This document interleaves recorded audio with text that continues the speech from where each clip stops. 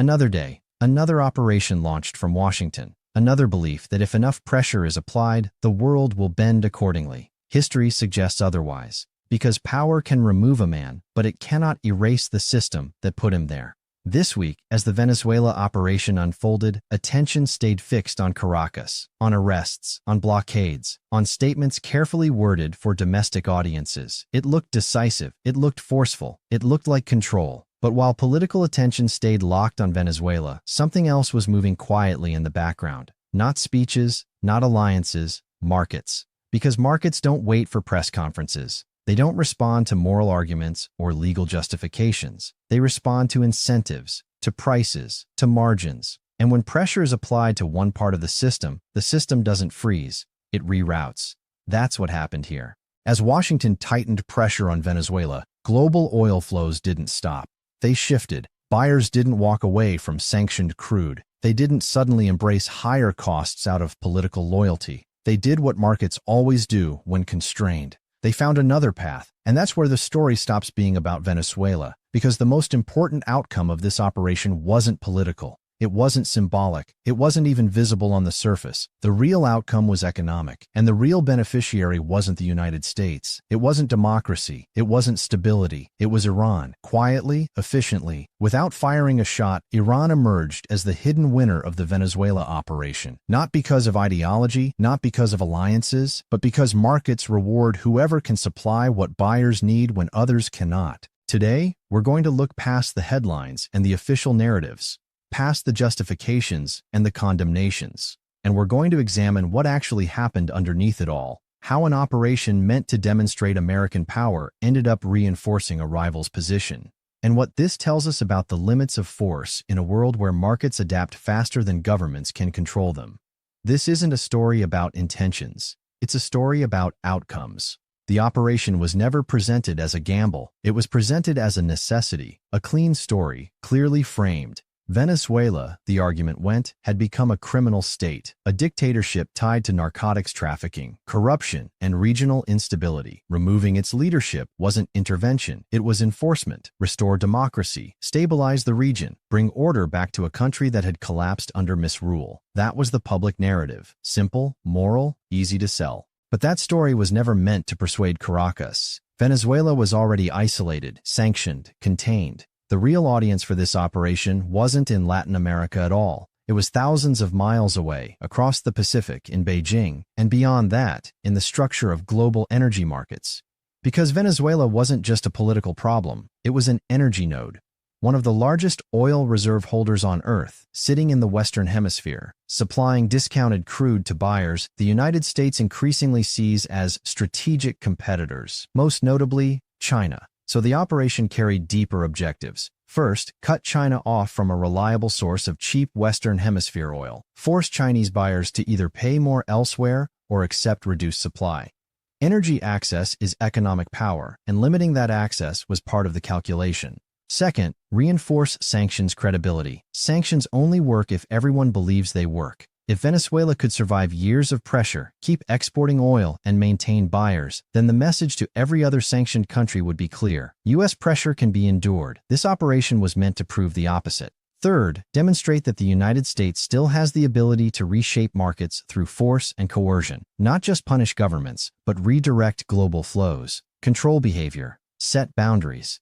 In that sense, Venezuela wasn't the objective, it was the example, a test case.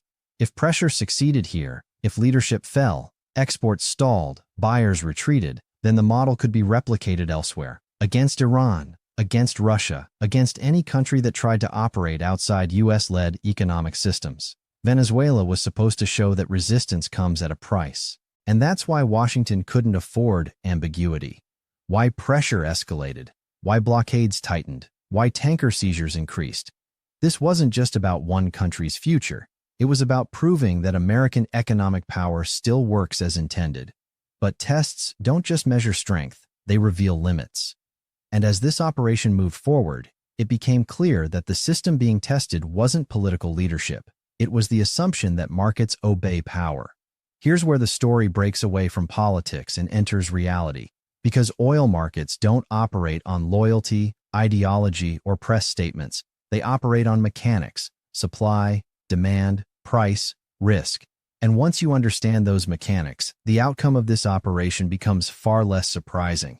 Buyers don't stop buying oil because a government tells them to. They can't.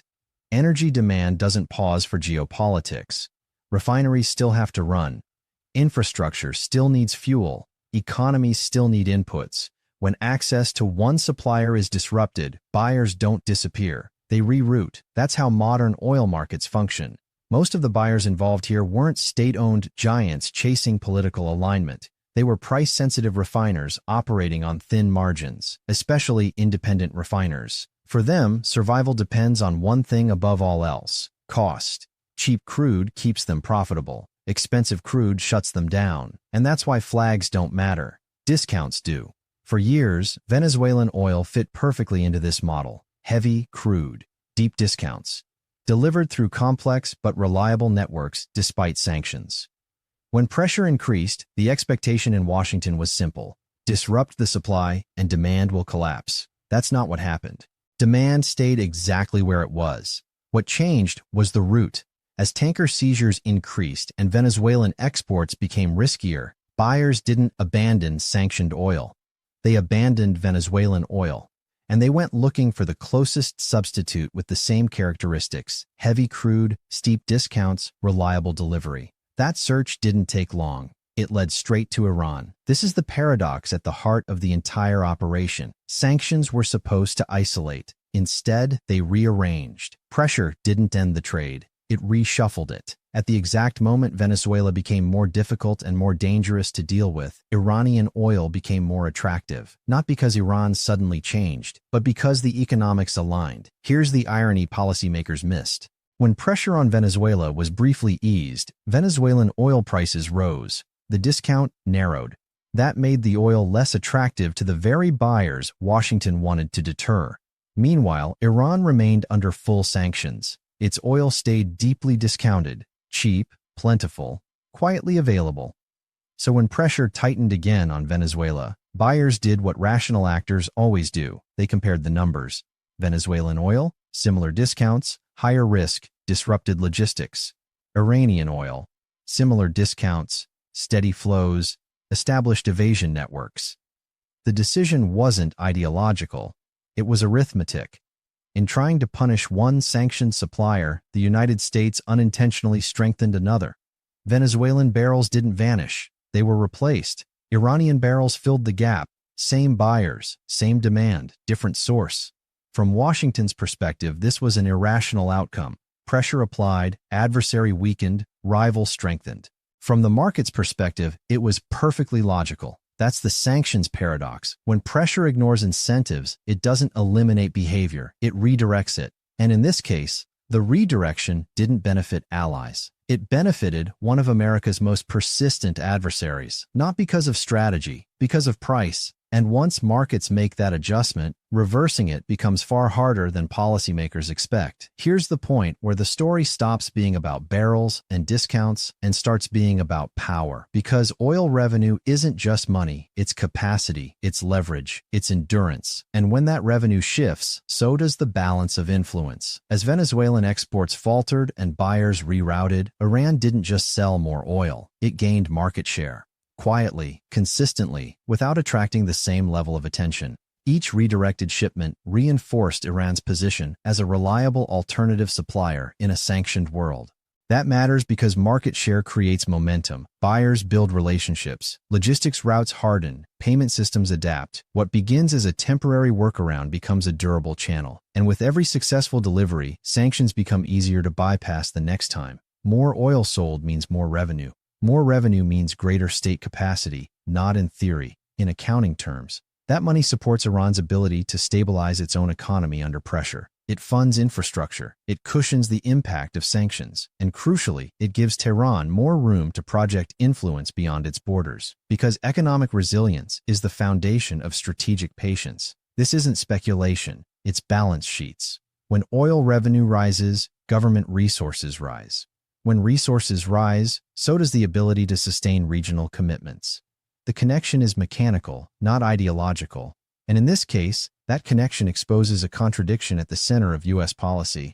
Pressure was applied to weaken an adversary. The result was a redistribution of economic power that strengthened another. One sanctioned state lost ground, another gained it, not because of diplomacy, because of market logic. Once revenue shifts, consequences follow, and they don't stay confined to energy markets. Redirected oil income feeds into broader geopolitical friction. More resources mean more operational capacity. More capacity means greater ability to support allies, proxies, and regional operations. That doesn't require intent to escalate. It's an outcome of increased means. This creates a feedback loop that's difficult to escape. Sanctions are imposed. Trade reroutes. Revenue flows increase elsewhere. Increased revenue expands military and proxy capacity. Expanded capacity demands greater enforcement and deterrence. And every step in that loop raises costs for the United States. More naval deployments, more interceptions, more patrols, more insurance risks, more taxpayer-funded enforcement to counter threats that are indirectly enabled by the very policy meant to suppress them.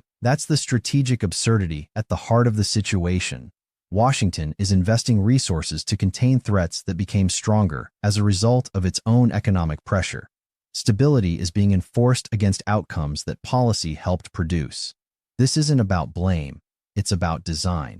When strategy focuses on removal without accounting for adaptation, power doesn't disappear, it migrates. And in this case, it migrated in a direction that makes the global security environment more volatile, not less. Here's where the consequences stop being abstract and start becoming dangerous. Because oil revenue doesn't sit idle. It moves, it circulates, and when it does, it reshapes the security environment. When sanctioned oil sales are redirected rather than eliminated, the money still flows, just through different channels. Those funds don't vanish into spreadsheets. They translate into capability, maintenance, procurement, logistics, endurance, the kinds of things that determine whether a state can absorb pressure or project influence. This creates a self-reinforcing loop that policymakers rarely acknowledge openly. Sanctions are imposed to apply pressure. Pressure forces trade to reroute.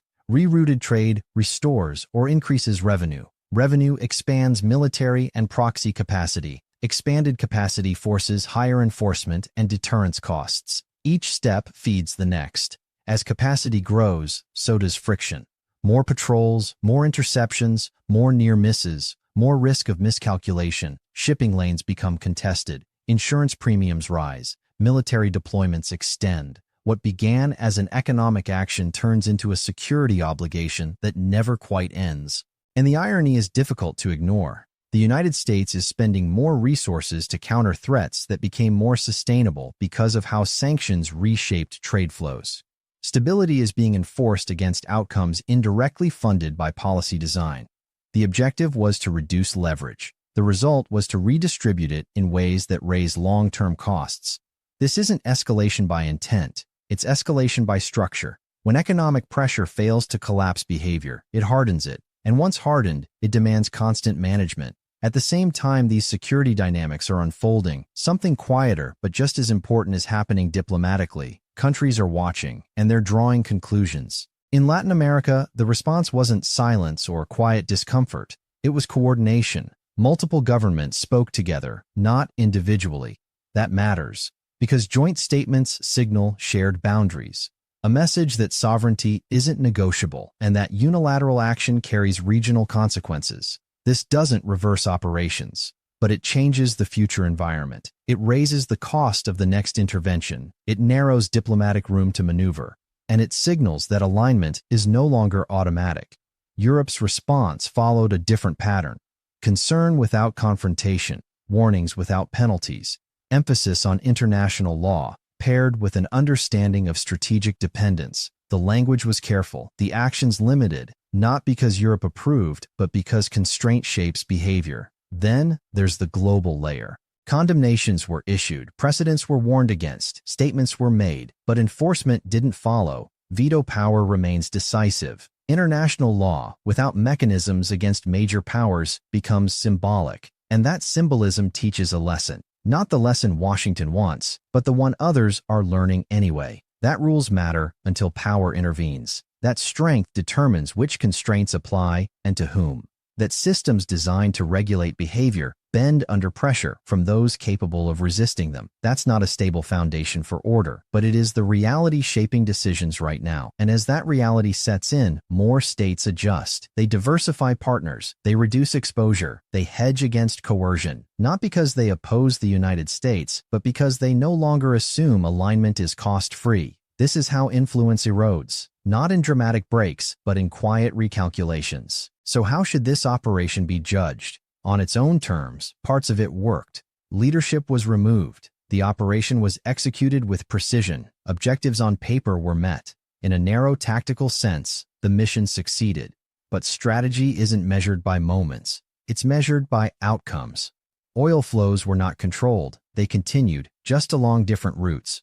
Markets were not reshaped. They adapted. Sanctions credibility was not reinforced. It was quietly tested and weakened. The central assumption was that pressure would compress behavior. Instead, it displaced it. Buyers adjusted faster than enforcement. Networks reorganized faster than blockades. Capital moved faster than coercion. And that's the core conclusion that can't be avoided. The market adapted faster than power could enforce. What looked like control at the surface revealed limits underneath. Limits not of capability, but of design. Because power can remove individuals, but markets respond to incentives. And when those incentives remain intact, behavior persists, just in new forms. This wasn't a failure of execution. It was a failure of expectation. Venezuela wasn't the end of a story. It was the opening chapter of a larger one. A story about what happens when force is applied inside a system that no longer responds the way it once did. Iran's gains weren't an anomaly. They were a symptom of multipolar economics, where supply chains no longer depend on a single gatekeeper. A symptom of adaptive markets, where disruption triggers rerouting, not collapse. A symptom of declining unipolar leverage, where influence must compete rather than command. This is the environment emerging now, one where pressure still matters, but control is no longer guaranteed, where sanctions shape behavior but don't determine outcomes, where power exists but is constantly negotiated by networks that move on price, not preference. The next chapters are already unfolding. Energy flows continue to diversify. Financial systems keep experimenting with alternatives. States learn, adapt, and coordinate under shared pressure. Venezuela revealed something important. Not just about oil, not just about sanctions, but about the boundaries of intervention in a world that's already changing. And that leaves a question that remains unanswered. If removing leaders doesn't change the economic forces that empowered them, what exactly is intervention achieving? And more importantly, what comes next?